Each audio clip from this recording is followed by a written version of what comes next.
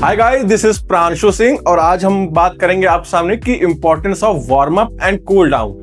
सबसे पहले हम वार्म अप की बात कर रहे हैं। वार्म अप हमारे बॉडी में क्या यूज करता है, कैसे यूज होता है और इसका इंपॉर्टेंस क्या क्या है। सबसे पहले अगर हम कोई भी हाई इंटेंसिटी एक्सरसाइज वर्कआउट करने के पहले हमें एक वार्म अप की बहुत जरूरत होती है। वार्म अप भी कैसे?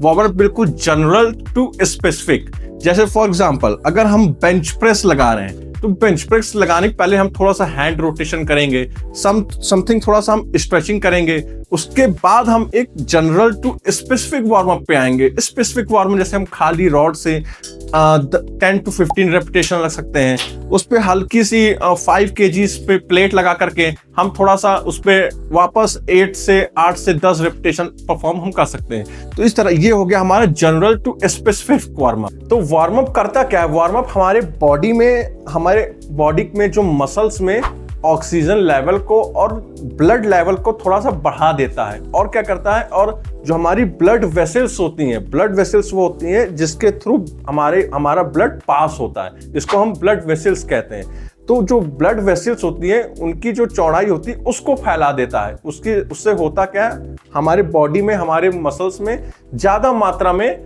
जो ब्लड होता है वो पंप करता है, वो फ्लो जल्दी करता है। और इसके साथ साथ ये हमारी बॉडी टेम्परेचर को भी बढ़ाता है।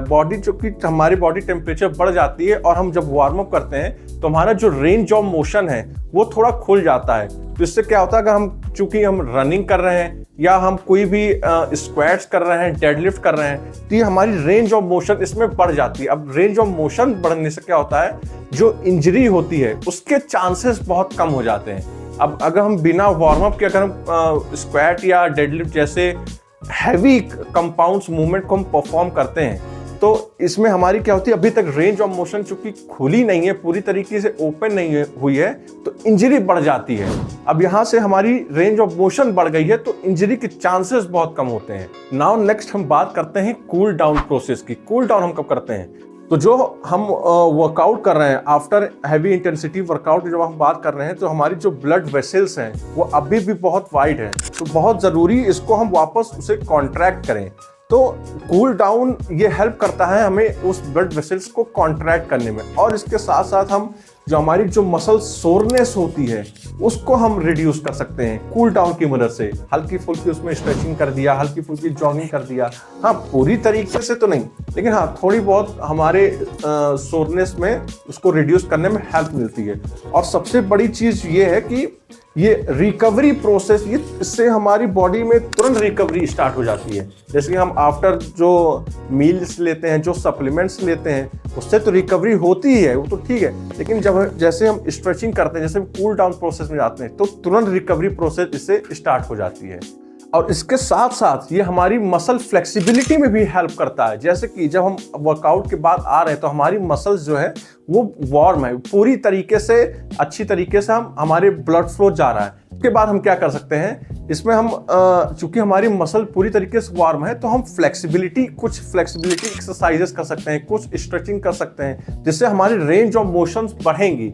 इस सिचुएशन पे अगर हम फ्लेक्सिबिलिटी एक्सरसाइज करते हैं तो हमारी रेंज ऑफ मोशन बहुत इजी तरीके से हमारे बढ़ने के चांसेस काफ़ी हाई होते हैं। और इसके साथ साथ ये हमारी हेल्प करता है कि मेंटल काल्मनेस को। जैसे कि अगर हम एक एथलीट्स का एग्जांपल लें, जब वो एक वर्कआउट करने जाता है, जब वो एक कॉम्पिटिशन खेल के जाता है तो वो बहुत हाई हम कह सकते हैं एग्रेशन में होता है। जैसे कि अगर हम स्क्वाट्स लगाने आ रहे हैं, हम अगर डेडलिफ्ट लगाने के लिए जा रहे हैं, इन हैवी वेट्स को परफॉर्म करने के लिए हमें बहुत एग्रेशन में आना पड़ता है। बिल्कुल कामनेस माइंड से चीजें नहीं होती हैं। जब हम एग्रेशन में जाते हैं तभी चीजें परफॉर्म हम कर पाते हैं।